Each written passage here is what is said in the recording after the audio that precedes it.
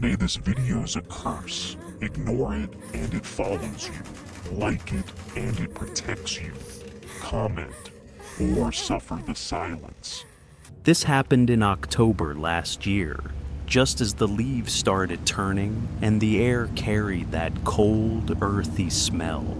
I'd taken a few days off from work and decided to clear my head by hiking an old trail near the town I grew up in. The place had barely changed. Still quiet, still a bit overgrown, still completely empty on weekdays. I started around noon. By 3 o'clock, I was deep enough that the only sounds were my own boots crunching over leaves and the occasional bird.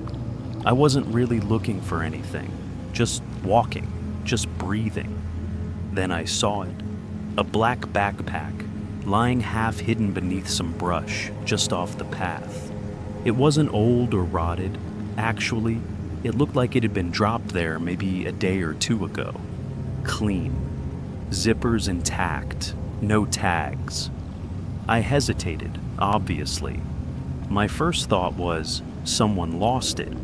Maybe a hiker ahead of me had dropped it and didn't realize. But there was no one else around, and something about the way it had been tucked just out of sight. It felt wrong. Still, curiosity won. I crouched down and unzipped it. Inside were 3 things: a half-full bottle of water, a small journal, leather-bound, a burner phone. That was it. No ID, no wallet, no clothes. Just those 3 things. The journal was empty except for a single page near the back. It read, "If you found this, it's too late. You have to finish what I started." I thought it was a prank, some kind of art project or geocaching thing. People do weird stuff in the woods, right? I took the backpack with me. Figured I could hand it in somewhere, maybe look through the phone once I got a signal. But I didn't make it that far. As I continued walking, the burner phone, the one with no visible power button, completely black when I first found it, buzzed in the bag. I stopped cold. I slowly pulled it out. The screen lit up without me touching it. One new message. "You picked it up. Now finish it." I stared at the message for a solid minute, waiting for it to vanish or glitch out. But it stayed. There was no sender, no keyboard, no way to respond. I turned the phone over. No branding, no screws, no SIM tray. It didn't look like any phone I'd ever seen. I turned around and headed straight back to my car. I kept telling myself it was some elaborate stunt, a lost prop from a film project. But when I got to the trailhead, there was a note tucked under my windshield wiper. "Don't run." That night, I barely slept.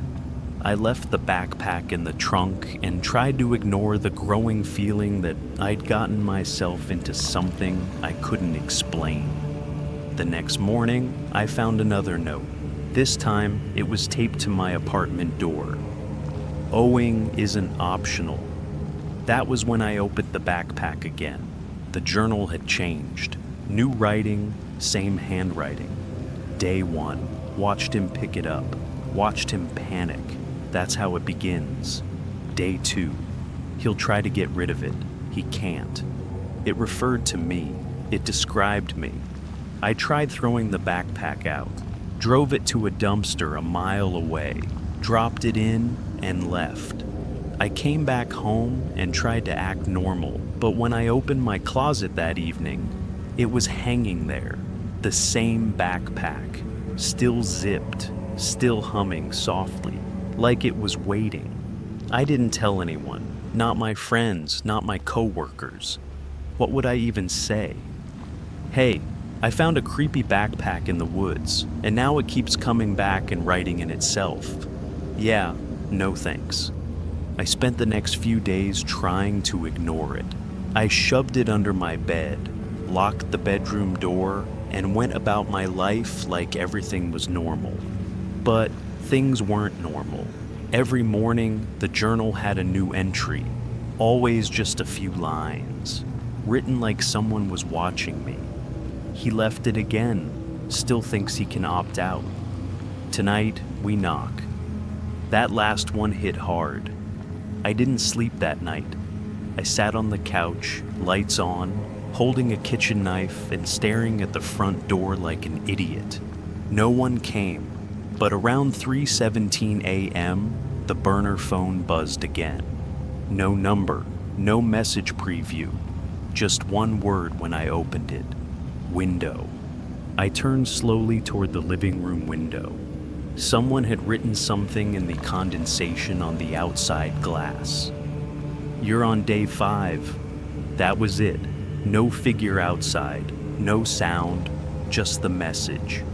I didn't open the curtains. I didn't look out. I just sat there, heart pounding like it was trying to escape. The next morning, I booked a hotel, left town, drove 3 hours north, and checked into a place with no reservation, no connection to my name. I left the backpack behind. It didn't matter. When I opened the hotel closet, it was already hanging there, neatly placed, centered on the coat hook, waiting. I screamed, not out of fear, out of frustration. I was furious. I threw it across the room, ripped the journal out, tore page after page, and still, when I stopped and looked again, the journal was whole, same entry on top. He's ready. Ready for what? I didn't sleep at all that night. I sat in the shower with the lights off, just letting the water run until it went cold. And in the dark, I thought I heard whispering. Not in the room, not outside, inside the backpack. Like something was living in it. That was a week ago. Since then, I've stopped fighting it. The journal still writes. The phone still buzzes. But the messages have changed. They're not warnings anymore. They're instructions. Leave it on the bench by 11:30. Don't look at who takes it. Walk away. Do not speak. And I follow them. Because now I know what happens if I don't. I missed one message, just one. I hesitated. And the next day, my neighbor's cat was found on my doorstep, torn apart, wrapped in plastic. There was a note inside the plastic. He didn't listen.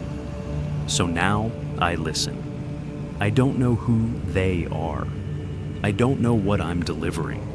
I don't even care anymore. The backpack is part of my life now. I still try to pretend it isn't real. I go to work. I talk to people. I laugh at memes. But every few days the instructions come, and I become something else. Carrier, a servant, a part of whatever this is. If you ever see a black backpack lying alone in the woods, don't touch it. Don't open it. And for God's sake, don't take it with you.